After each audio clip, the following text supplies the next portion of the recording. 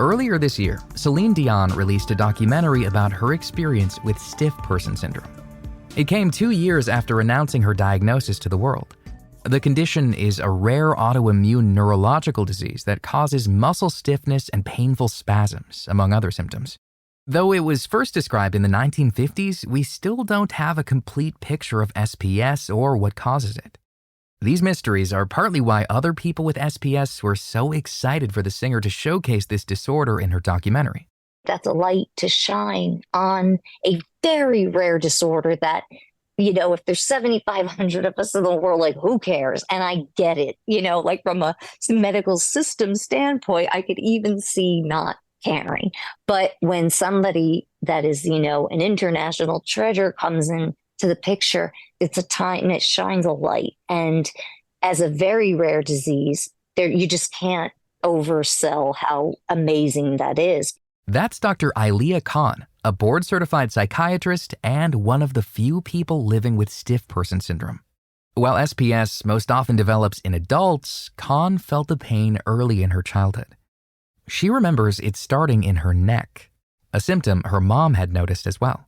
She noticed always that I was stretching my neck and rolling my shoulders. When they did a screening at school, like they used to do, and I hope they still do, grade school scoliosis nurse, asks you to touch your toes. And I was diagnosed with scoliosis and saw a chiropractor because, again, my parents were the kind of parents you could talk to this stuff about even as a kid. They took me seriously, and I will be forever grateful for that.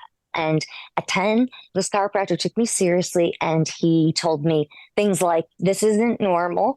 And so, best thing you can do is sleep on your back as much as possible. It was this advice, along with the exercises he gave her, that Khan believes has saved her life. Though she spends about 20 hours in bed each day, Khan continues to run through her stretches, a feat many other patients are unable to accomplish. Unfortunately, the scoliosis diagnosis didn't take away her pain. The body aches only worsened as Khan got older and enrolled in medical school. She tried anything to numb the pain. There were many days you could find Khan and her roommate running around New York City in search of spas. In New York, thank God, you can go to a place where like 2 women will stand on top of you, which is, which I need. For my personal muscle rigidity, I need a steamroller, something that can break up steel cables or cement, because that's how hard the muscles feel.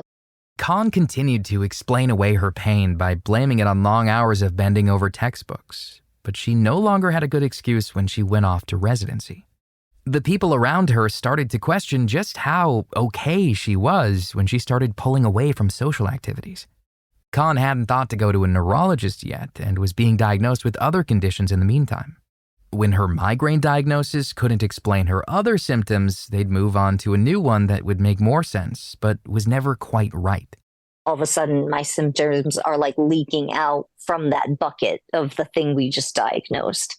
And that's why, they call SPS a diagnosis of exclusion, because you have to find out that you have it, you have to disprove all other possible diagnoses that could be close, mimic it, or look something like it. So it's a lot of pressure on the patient to get all those diagnostics.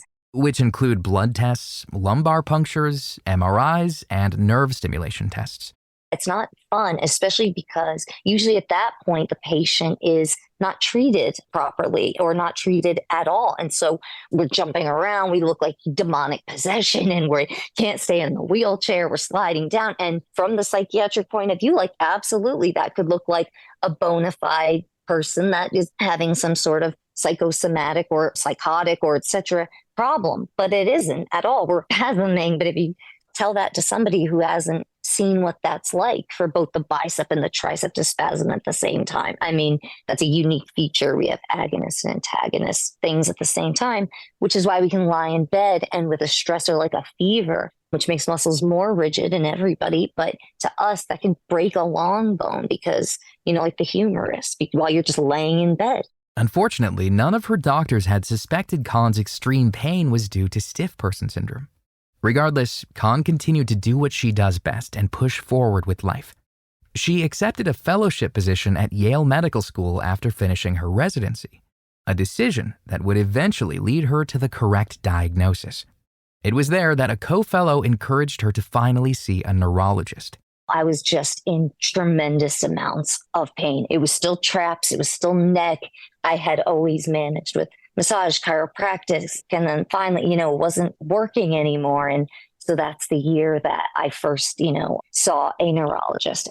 So I still see this doctor, and he was the first one that said, it sounds like stiff person syndrome. But again, just like when she was diagnosed with scoliosis as a young girl, knowing her condition didn't relieve her pain. There's no cure for stiff person syndrome. Instead, treatment is focused on minimizing the symptoms using sedatives, muscle relaxants, and procedures similar to dialysis. While Khan has dabbled in a few, including plasma replacement therapy, she's consistently been getting Botox injections throughout the years. From the back of my head all the way down, my lumbar and my foot arches and etc. for paralysis, which helps you don't feel the pain if you have a paralyzed muscle. Muscle spasms aren't the only symptoms these patients have to deal with. Khan says that since the muscles are pulling in all directions, many people with SPS have skeletal issues. Additionally, many patients have low levels of GABA, a neurotransmitter that slows down brain activity and reduces stress. And so we don't have brakes on our nerves, which account for sometimes our speech, some people, or their quick mind, their racing thoughts, they describe it as, which is, as a psychiatrist, I'm like bipolar because it's like mania. But no, racing thoughts can happen from anxiety, from anything. And I think that it can just happen from fast nerve impulses. And now I realize I wasn't a worried child because I was only worried, and soul or whatever they would call it, but I was worried because I was going too fast. Today, Khan and her friend Leia create videos around SPS awareness on their YouTube channel, Heart to Heart. They've also partnered with the Johns Hopkins Stiff Person Syndrome Center as patient advocates. One consideration Khan pushes for is that every patient with chronic pain should have a psychiatrist because physical discomfort almost always leads to mental anguish. This disease does foster, if you read and list the symptoms, agoraphobia, that's like panic to leave. And I have it.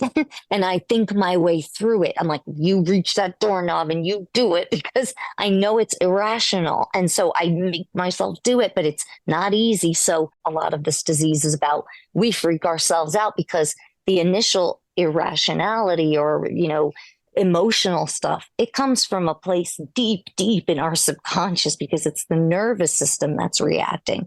It's not us. It's not who we want to be, but it is in the core. Along with increasing awareness, the YouTube channel has helped build a community for people living with SPS, regardless if they're able to make it out of their homes. We talk about just stuff, whatever we have in common, like fear of the hospital system or going to get medical attention because of re-traumatizing or trying to look sicker than you are because people don't believe you're as sick as you are because this disease is invisible, like a lot of pain conditions are. They see us walking funny. We have canes, but other than that, we could look pretty normal. Though there's still a lot to be learned about stiff person syndrome, we do know that the disease and its symptoms exist on a spectrum. You can find more information about SPS, Dr. Ilea Khan, and all of our guests on our website, radiohealthjournal.org.